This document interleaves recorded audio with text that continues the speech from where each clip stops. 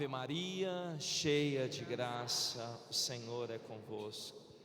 Bendita sois vós entre as mulheres, bendito é o fruto do vosso ventre, Jesus.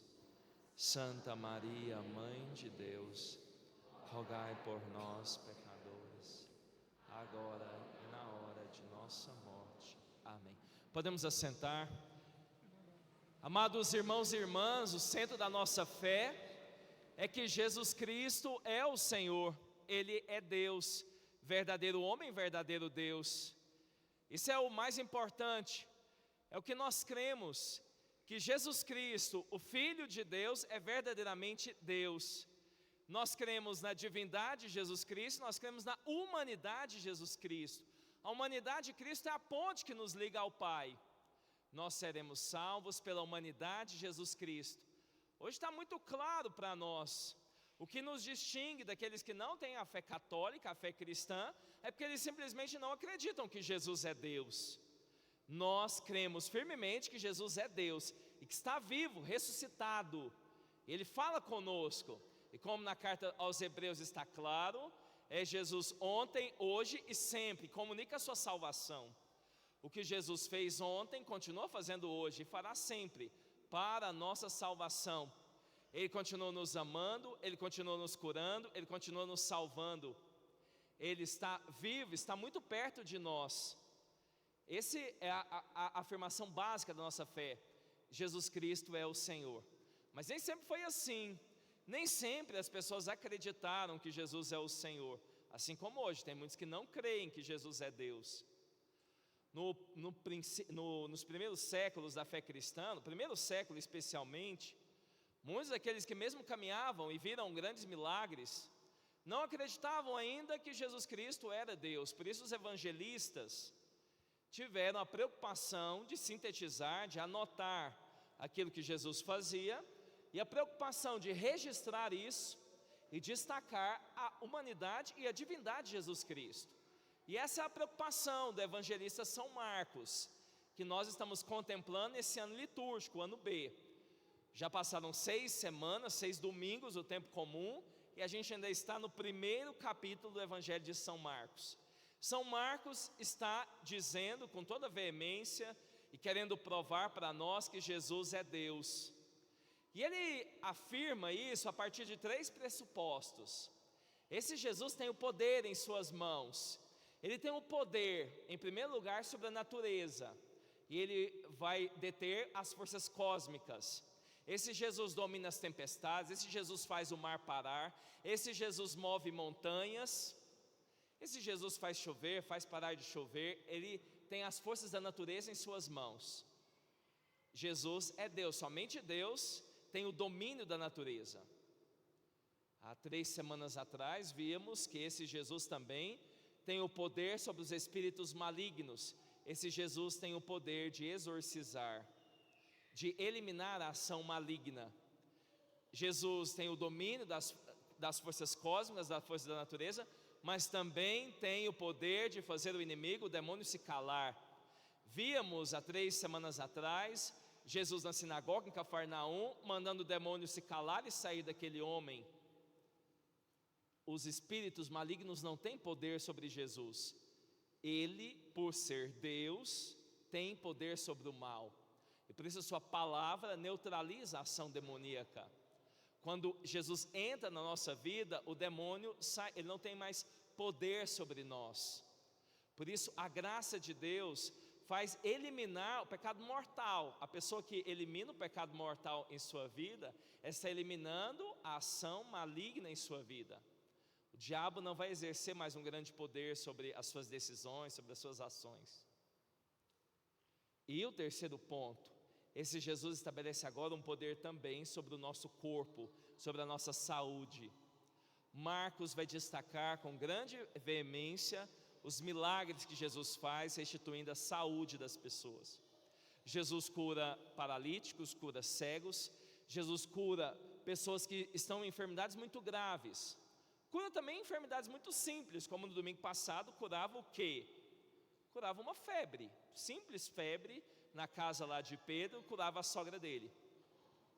Hoje vemos mais uma vez um milagre, uma cura que Jesus faz, uma cura de saúde, mostrando que Jesus tem o poder sobre o nosso corpo, que Ele restitui a nossa saúde. Mas é importante meditarmos, aprofundarmos, mergulharmos na palavra, porque essa palavra sempre tem algo próprio para nós. Como eu falei, sendo Deus, aquilo que Jesus fez não fica no passado, Ele continua fazendo, Ele continua operando a sua obra de salvação. E qual é o milagre que Jesus fez e continua fazendo hoje? Quem Jesus curou aqui hoje?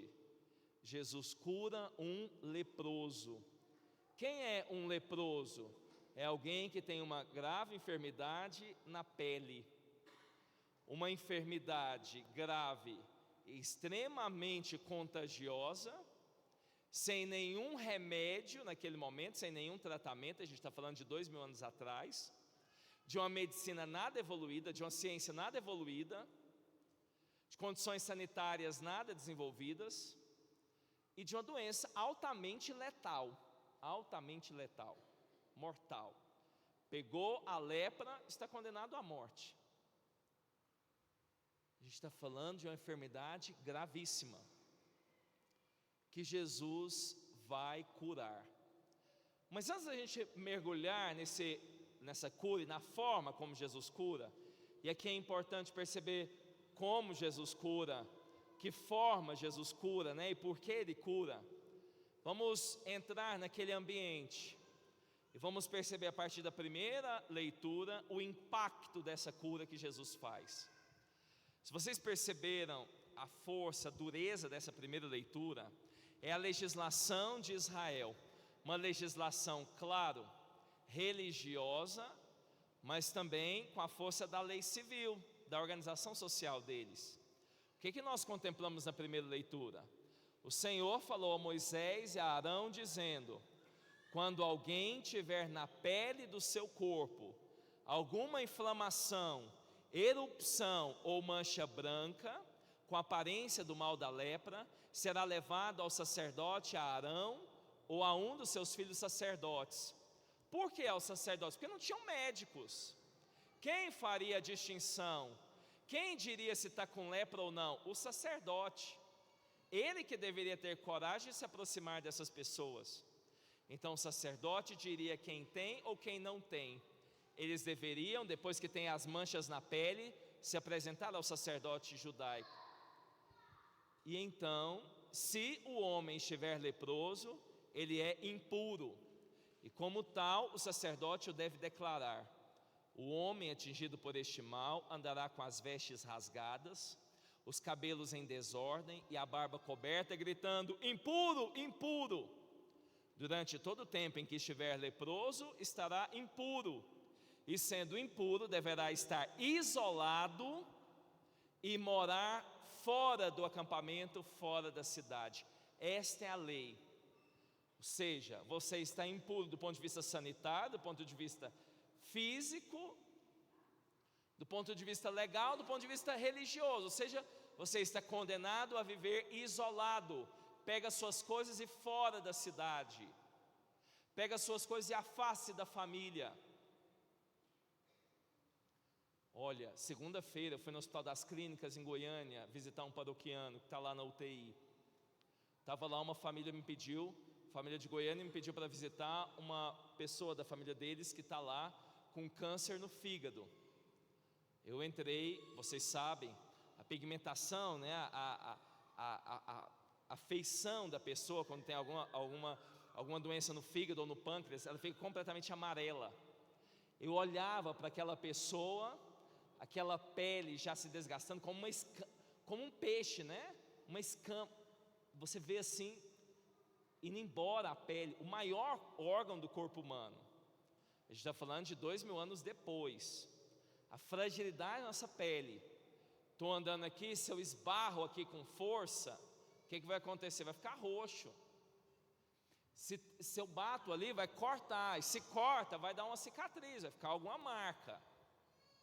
A gente está falando de algo que é visível.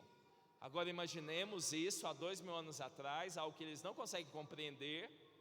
Uma mancha que se espalha rapidamente pelo corpo e é altamente contagiosa. 1400 anos depois de Cristo, depois da lepra em Israel, a gente vê a peste negra na Europa, que devastou 1/3 da Europa. De cada 3, um morreu. A peste negra. E aqui é absolutamente compreensível essa legislação de Israel, que quer o quê? Que eles se afastem, que o problema seja repelido. Esse é o contexto. Quem tem a lepra está isolado, não se aproxime, está condenado a morrer. E é nesse contexto que Jesus está passando pela Galileia, e uma pessoa que está condenada a morrer, porque está com lepra e deve ficar isolado, o que essa pessoa faz? Desobedece à lei, quebra a lei. O que ele faz? Porque ele ouve as coisas que Jesus faz, ele acredita em Jesus, e ele vai até Jesus. Ele podia ir até Jesus? Não. Ele era alguém impuro, mas ele foi até Jesus. Ele foi até Jesus por quê? Porque ele tinha fé. E qual foi a atitude dele? Ele se aproximou de Jesus, ele ajoelhou, e quando a gente ajoelha, o ajoelhar-se, o prostrar-se, é uma proclamação da divindade, a gente só ajoelha perante Deus. E olha a oração fantástica que esse leproso faz a Jesus: se queres, tens o poder de curar-me. Se queres, tens o poder de curar-me. Olha que humildade, olha que fantástico isso. Até então, Jesus não tinha, estamos no começo do ministério de Jesus, Jesus não tinha ensinado a oração do Pai Nosso. Ele não tinha ensinado para a gente que a oração cristã é: seja feita a vossa vontade. Ele não tinha ensinado que a nossa oração seja: Jesus, eu quero isso, mas seja feita a vossa vontade. Mas esse leproso reza perfeitamente dessa forma: se o Senhor quiser, o Senhor tem o poder de me curar.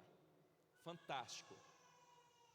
Jesus sabe o que ele quer, mas ele coloca no condicional: se o Senhor quiser. Essa oração é a oração de alguém que tem fé, e também de alguém que é muito humilde, que sabe que não merece nada de Deus. Agora, Jesus não resiste a uma oração humilde. Você quer tocar o coração de Deus? Faça uma oração humilde, verdadeiramente humilde.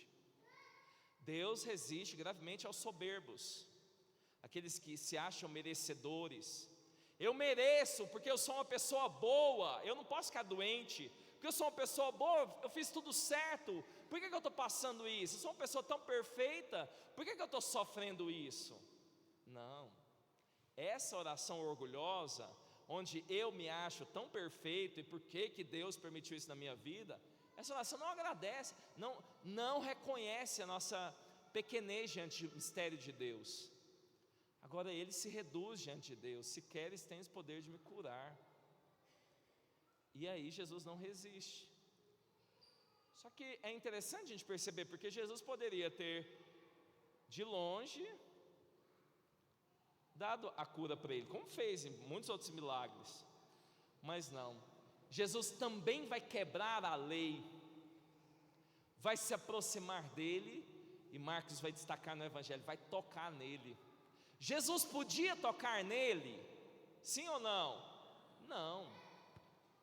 Imagina as pessoas vendo Jesus tocar nele.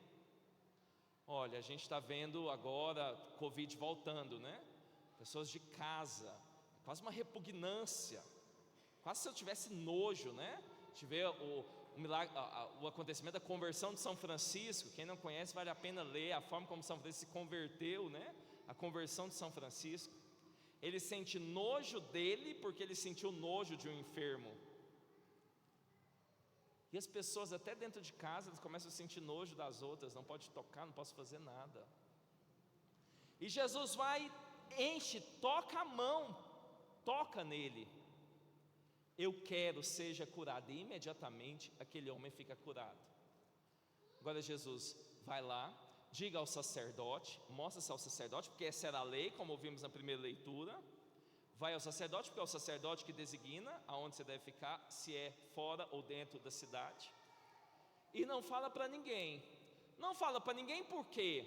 Porque Jesus ainda não queria nenhuma oposição, estava no início do ministério público de Jesus, ele não era ainda a hora da oposição, não estava ainda na hora de enfrentar as lideranças judaicas. Só que esse homem não consegue, começa a falar. E aí o que nós vimos aqui é um resumo da história da salvação. É Jesus que assume a condição humana, e agora o homem que estava isolado volta para a cidade.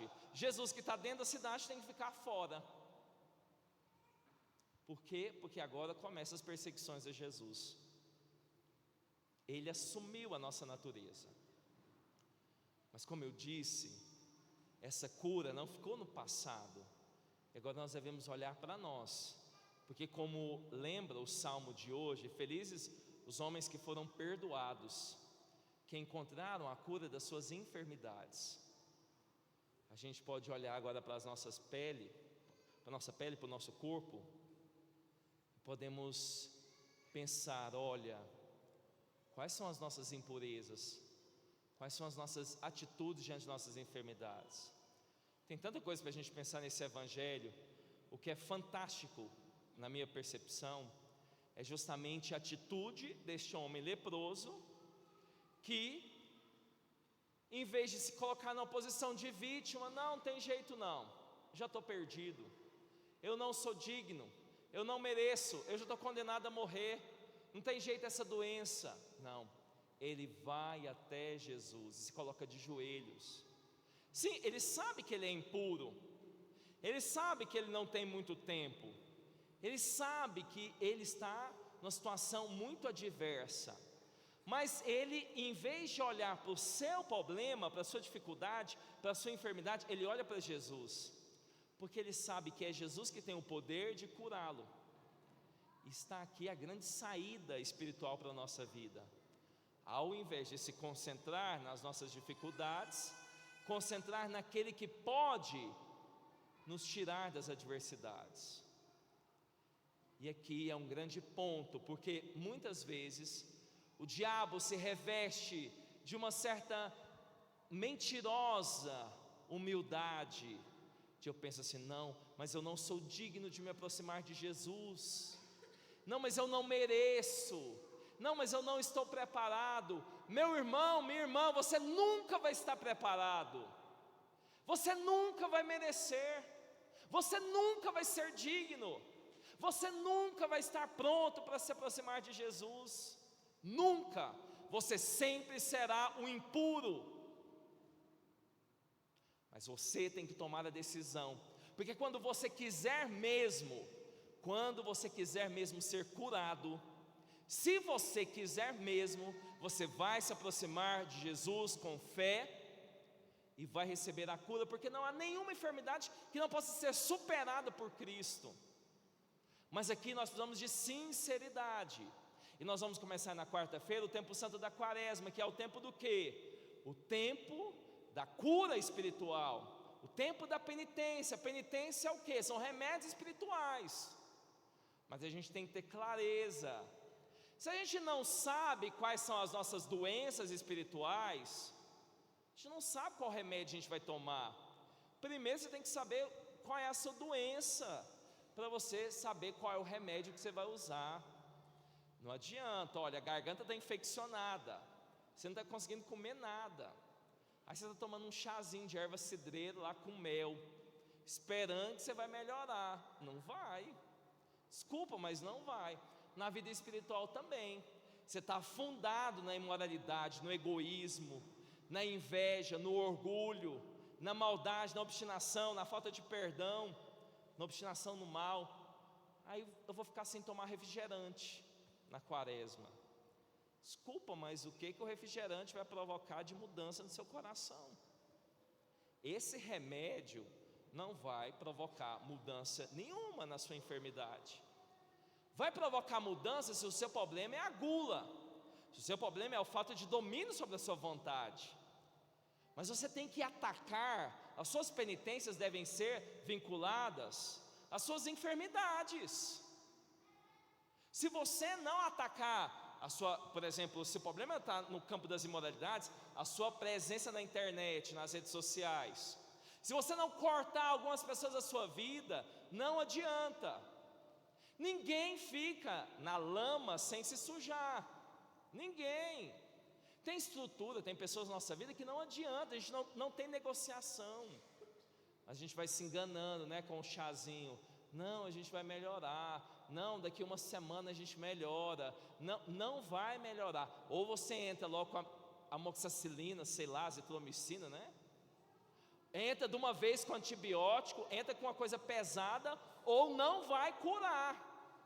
Ou você entra com oração e penitência, ou vai ser mais uma quaresma e você vai ficar mais uma vez se enganando. Ah, padre, mas eu não sei o que acontece na minha vida. Parece que Jesus cura todo mundo e não me cura. Porque você quer mesmo ser curado?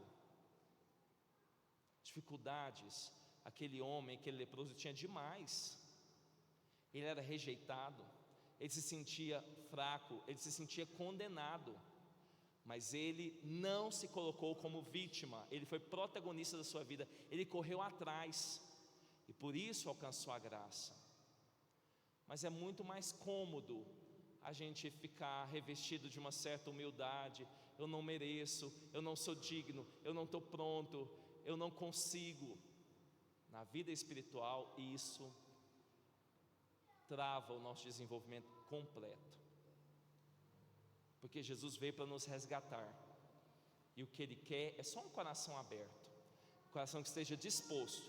Se aquele homem não se levantasse e se ajoelhasse para Jesus e dissesse: se o Senhor quiser, eu posso ser curado, o Senhor tem o poder, ele teria morrido com a lepra. Mas ele quis e por isso foi curado. Que Deus nos dê essa força interior, de mesmo consciente das nossas impurezas. Porque a gente pode dizer também: não tem problema nenhum, está tudo perfeito na minha vida. Se a gente for um pouco sincero, a gente vai ver: olha, tem algumas imperfeições, tem algumas lepras na minha alma e no meu corpo. Então vamos até Jesus, porque Ele está disposto e Ele quer nos curar. Louvado seja nosso Senhor Jesus Cristo.